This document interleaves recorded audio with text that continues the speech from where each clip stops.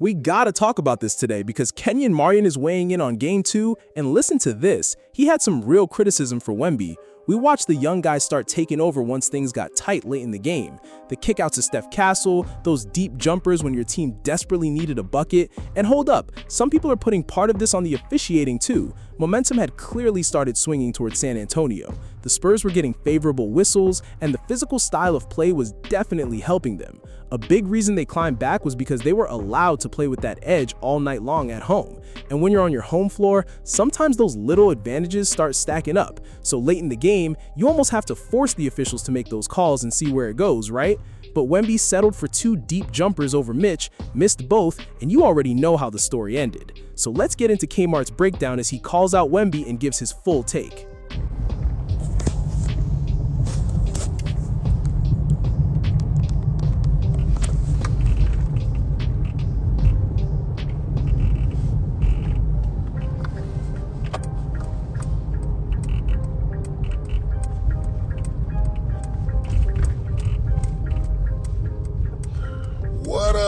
What up? Hey, man. Listen. Boys in trouble, man.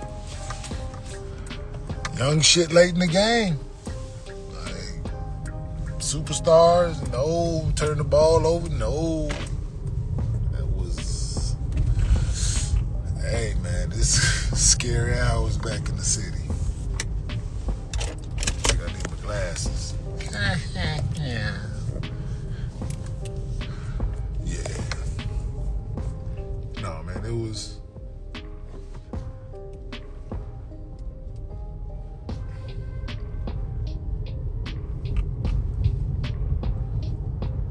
They should trade Wemby. No, you got to trade Wemby, man. Like, no. Just young, man. First time on the stage, man. Like, can't... Experiences matter, man. I ain't never been here. Good, yes. Young, absolutely.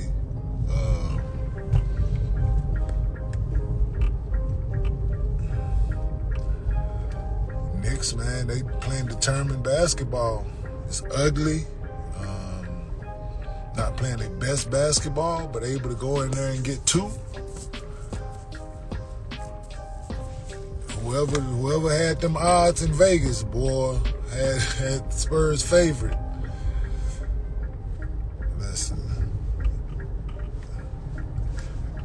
it's real interesting. Yeah, Knicks are not playing their best basketball, man. A lot of mental mistakes, a lot of turnovers, fouls. Spurs are doing the same. A lot of mental mistakes. This point of the season, your brain is your best attribute. The things are moving a mile a minute. Game plans are changing constantly. You have to adjust to the way the refs are calling the game. There's a lot to it. It's just not about shots going in or not. But yeah, you gotta adjust to all of it. Whether you think it's a bad call, a good call, or you think the game is going in your favor or not, man, you got to stay mentally strong. And it's ugly basketball on both sides, but somebody got to win, somebody got to lose. And whatever the Knicks are doing, they are being able to make more plays late. Still, like I said, it's a nasty brand of basketball so far, but I'm pretty sure the Knicks will take it. Going home, going up two games. This goddamn Nick Young drive like he the only one on the road.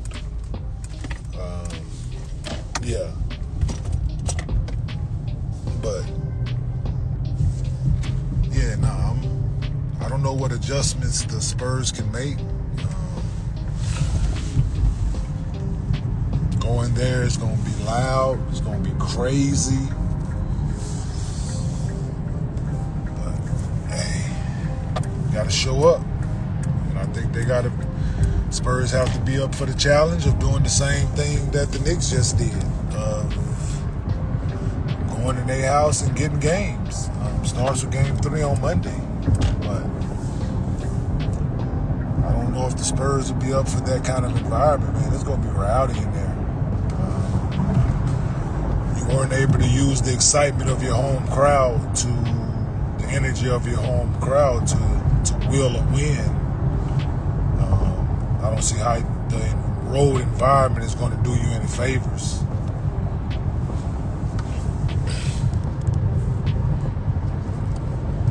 Just one of them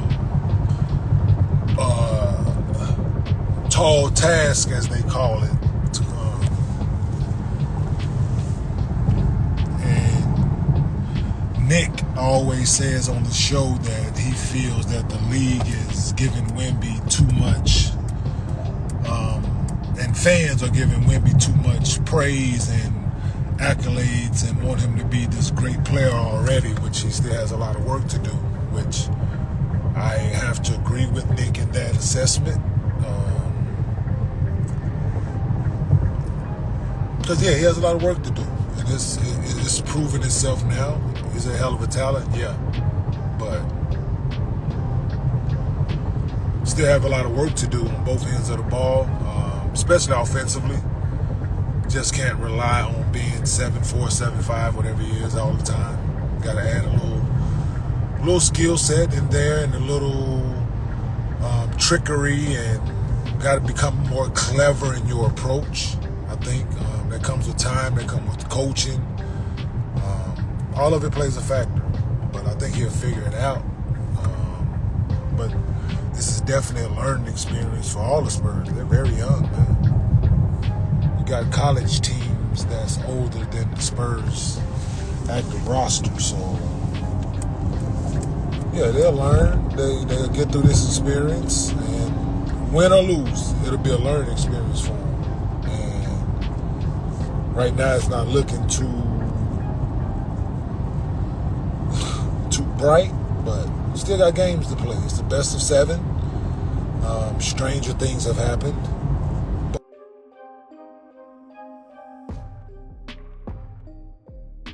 But yeah, the Knicks doing what they got to do, man. Going down there, getting 2 games. Not playing your best brand of basketball. So, what can the Spurs do to change the outcome in New York City? I don't know. It's not X's and O's, I don't think. Could be some minor adjustments. De'Aaron Fox played better. That was a bright spot for you. But what else can be done? I don't know. I think the game was officiated fairly at the referee's discretion, and not calling the game as we all were seeing it. But it's the finals. Got to play through things. I get it. But the De'Aaron Fox double dribble while the guys were trying to foul him, then you call an and one. And it's just, the phantom backcourt call again. It's like, it's just certain things, man, throughout the game that the refs, I think, are doing a bad job. But they're there to keep it together for the most part. So.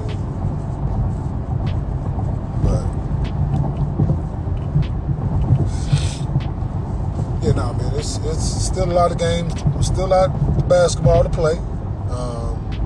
Spurs have to think that. Yeah, they have to think that it's a lot of basketball to play. Because if not, the season is definitely over. So you gotta keep your confidence high, keep your head high.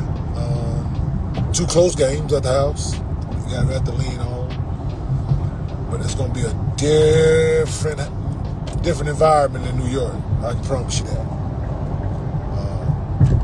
Initially, I said the Knicks in 5. Might be 4. Might be 4. So, 13 straight playoff wins is an amazing run. You're in tune if you win in that many games in a row in the playoffs, man. You're in tune to your team, your game planning, little luck on your side as well, but we all need that in order to be successful. So, yeah, man, I'm excited to see these games 3 and 4 back in the Garden. It's going to be star-studded. The ticket prices are outrageous, but then they paying them to see their Knicks. And they're on the doorstep of bringing a championship back to New York City, man, since first one since '73. These fans have yearned that for a long time, and they're on the doorstep of it. So,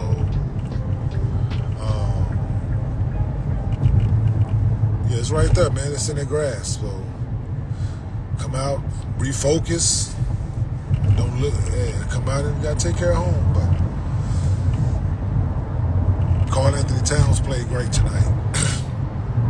Played great tonight. Had some questionable calls, foul-wise, but overall, Karl Anthony Towns had a great ball game. Shout out to Larry Shamman, came off the bench as usual, gave him great output, great production.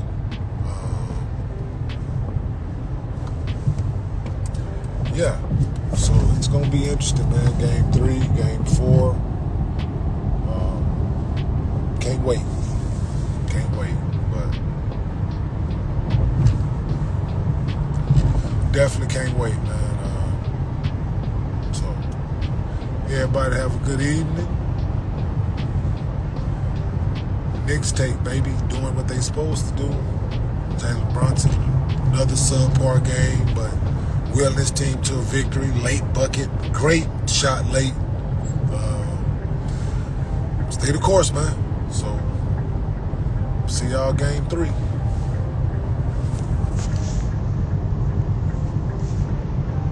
And we're watching in real time exactly what Wemby still needs to add to his game, right? Because hold up, the Spurs are already ahead of schedule just by reaching the NBA Finals. We've seen legends like Shaq get swept in their first Finals appearance before. We've seen situations like this happen plenty of times. San Antonio made a strong desperation push late, but in the end, it still wasn't enough. It just wasn't enough. The Knicks controlled most of that game, and honestly, New York should feel fortunate walking away with that win, because you have to assume San Antonio probably wasn't dropping both games at home, right? At worst, the Spurs come back home down 3-1 with another chance to shift momentum. But right now, the Knicks look locked in. They look focused and fully committed to maximizing this championship window. They want this badly. They understand exactly how rare opportunities like this are, because injuries happen, because next season doesn't promise the same circumstances, because key players might not even be available this time next year. OG's hamstring already reminded everybody how fragile this stuff can be. This team has been through adversity. They survived the heavy minutes, the wear and tear, and all the conversations about Thibs running them into the ground.